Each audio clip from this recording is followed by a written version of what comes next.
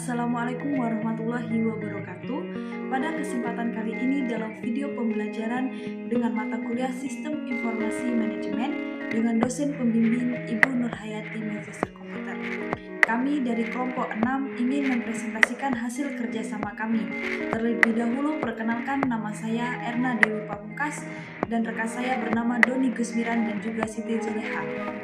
Di sini kami akan membahas tentang isu etika, sosial, dan politik dalam sistem informasi. Yang pertama, menghubungkan isu etika, sosial, dan politik dengan dimensi moral masyarakat informasi. Pertama, etika mengacu pada prinsip benar atau salah mengenai apa yang dilakukan seseorang individu sebagai makhluk moral yang bebas digunakan untuk mengarahkan perilakunya. Sistem informasi menciptakan kesempatan dalam melakukan perubahan yang signifikan dan mengancam eksistensi distribusi kekuatan, uang, dan kewajiban yang ada. Selanjutnya, model pemikiran tentang isu etika, sosial, dan politik. Isu-isu etika, sosial, dan politik saling berkaitan erat. Dilema etika yang mungkin akan dihadapi sebagai manajer sistem informasi biasanya tercermin pada debat sosial dan politik. Salah satu cara untuk mempelajari relasi ini ditunjukkan pada gambar di samping. Kita bisa menggunakan model tersebut untuk menggambarkan dinamika yang menghubungkan isu-isu etika, sosial, dan politik. Model ini juga berguna untuk mengidentifikasi dimensi moral utama dari masyarakat informatif yang bersifat tindakan baik individu, sosial, dan politik. 5 dimensi moral diangkat oleh sistem informasi. Yang pertama, hak dan kewajiban informasi, yaitu berkaitan dengan perlindungan privasi seseorang individu dengan tidak mencampuri atau membatasi kebebasan individu tersebut. Dengan mencari informasi seperti data-data melalui teknologi tanpa seizin dan sepengetahuan individu yang bersangkutan. Yang kedua, hak dan kewajiban kepemilikan, yaitu bagaimana hak-hak yang dimiliki individu maupun organisasi dapat dilindungi dalam sebuah lingkup kehidupan digital seperti sekarang ini, seperti perlindungan terhadap hak kekayaan intelektual dan juga hak paten dan lain sebagainya. Dengan adanya teknologi informasi membuat perlindungan terhadap kekayaan intelektual sulit untuk dilakukan karena informasi yang terkomputerisasi dapat dengan mudah menggandakan atau mendistribusikan pada jaringan yang luas jangkauannya. Selanjutnya yang ketiga, akuntabilitas dan pengendalian berkaitan dengan undang-undang privasi individu, di mana teknologi informasi baru yang membawa bagi undang-undang liabilitas dan dalam praktek sosial untuk menuntut tanggung jawab perorangan dan organisasi atas bahaya-bahaya yang terjadi dari informasi individu serta hak-hak pribadi.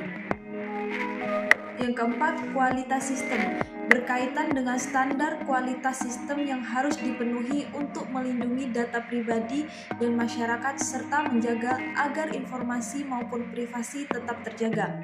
Yang kelima, kualitas hidup, yaitu nilai-nilai yang terus dijaga dan dilindungi oleh arus informasi, sehingga informasi juga harus mengetahui kualitas apa saja yang harus dipertahankan. Selanjutnya, tren teknologi yang mengedepankan isu etika. Yang pertama, kecepatan komputasi berlipat 2 kali lipat setiap 18 bulan. Dampaknya, semakin banyak perusahaan yang bergabung pada sistem komputer dalam kegiatan-kegiatan utamanya. Yang kedua, penyimpanan data menurun dengan cepat. Dampaknya, perusahaan dapat dengan mudah memelihara secara terperinci masing-masing database-nya. Yang ketiga, kemajuan analisis data. Perusahaan dapat menganalisis data dalam jumlah besar tentang seseorang guna dikembangkan menjadi profil perilaku mereka secara terperinci. Yang keempat, kemajuan teknologi jaringan. Dampaknya menyalin data dari satu lokasi lain dan mengakses data pribadi dari lokasi yang jauh dengan yang lebih dekat. Yang kelima, dampak pertumbuhan perangkat telepon genggam. Dampaknya ponsel seseorang mungkin sedang disadap tanpa sepengetahuan pemiliknya. Baiklah, perkenalkan, nama saya Siti Zuleha. Saya akan melanjutkan materi dari Erna Dewi Pamungkas. materinya yang kedua, pengaruh sistem informasi dan internet terhadap perlindungan privat dan kekayaan intelektual individu. Teknologi internet telah menimbulkan tantangan baru untuk perlindungan privat seseorang. Informasi yang dikirim melalui jaringan-jaringan yang luas ini dapat melewati banyak sistem komputer yang berbeda sebelum mencapai tujuan akhirnya. Setiap sistem ini mampu memantau, menangkap, dan menyimpan komunikasi yang melewatinya. Penyebaran jaringan elektron termasuk internet telah mempersulit perlindungan terhadap kekayaan intelektual. Internet dicipta untuk memindahkan informasi secara leluasa ke seluruh dunia, termasuk informasi yang dilindungi dengan hak cipta. Yang ketiga, etika dalam masyarakat informasi.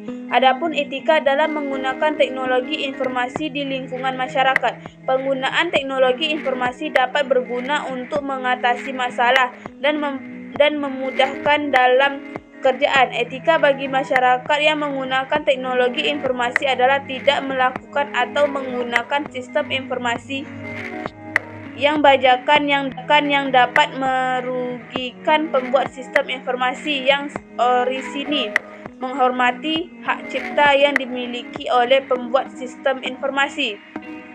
Dalam menggunakan sistem informasi yang ada, maka kita harus berpegang dalam konsep dasar etika dalam masyarakat informasi yang responsibility, tanggung jawab, akuntabilitas, dan liabilitas.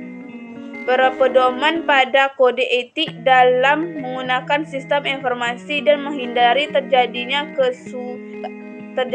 kasus-kasus atau masalah etika dalam masyarakat informasi. Etika dalam masyarakat informasi terbagi menjadi 3. Yang pertama, responsibility. Responsibility adalah sebuah elemen penting dari tindakan etika. Responsibility mengandung arti bahwa Anda menerima kemungkinan biaya yang akan timbul, tugas dan kewajiban atas keputusan yang Anda buat. Yang kedua, akuntabilitas. Akuntabilitas adalah ciri-ciri sistem dan institusi sosial. Hal ini berarti bahwa ada mekanisme yang sesuai untuk menentukan siapa yang bertanggung jawab mengambil tindakan dan siapa yang bertanggung jawab atas keputusan tersebut. Yang ketiga, liabilitas. Menggunakan perluasan konsep dari responsibility yang mengarah lebih jauh ke bidang hukum. Dan yang keempat, analisis etika. Terbagi menjadi 5. Yang pertama, identifikasi dan jelaskan faktanya dengan jelas. Yang kedua, definisikan konflik atau dilema dan identifikasikan nilai-nilai yang lebih tinggi. Yang ketiga, identifikasi pihak-pihak yang berkepentingan. Yang keempat, identifikasi pilihan-pilihan beralasan kuat yang bisa Anda ambil. Dan yang kelima, identifikasi konsekuensi yang mungkin terjadi. Baiklah, hanya itu yang dapat saya sampaikan dan akan dilanjutkan oleh teman saya. Baik, saya Danung Sumira, saya akan melanjutkan pembahasan dari Siti Zulaiha. Prinsip-prinsip utama etika. 1. Itu the golden rule, yaitu melakukan hal untuk orang lain sesuai dengan apa yang diinginkan orang lain tersebut. Jadi, hal ini berarti bahwa kita dalam etika dituntut untuk bekerja atau berperilaku sesuai dengan keinginan orang lain. Dan tentu kita tidak boleh melanggar untuk tetap melakukan sesuatu tersebut tidak sesuai dengan keinginan orang lain. Yang kedua, Immanuel Kant kategorical imperatif, atau jika sebuah tindakan tidak baik untuk dilakukan oleh semua orang, maka tindakan tersebut tidak boleh dilakukan oleh siapa saja. Hal ini berarti suatu hal yang dianggap buruk atau memang sudah divonis sebagai perilaku yang buruk oleh seseorang, maka hal tersebut juga pastinya berlaku untuk setiap orang. 3. Descartes rule of change, atau tidak melakukan pengulangan untuk tindakan yang tidak seharusnya diulang atau mengulangi kesalahan yang sama. 4. Utilitarian, yaitu mengambil tindakan yang memberi nilai tinggi atau besar. Yang kelima, prinsip menghindari risiko, mengambil tindakan yang memberikan kerugian paling sedikit atau biaya yang murah. Keenam, aturan ethical no free lunch rule, mengasumsikan bahwa seluruh benda baik yang berwujud maupun tidak berwujud, adalah milik seorang sampai ada deklarasi spesifik yang sebagainya. Selanjutnya yaitu etika dalam menggunakan komputer.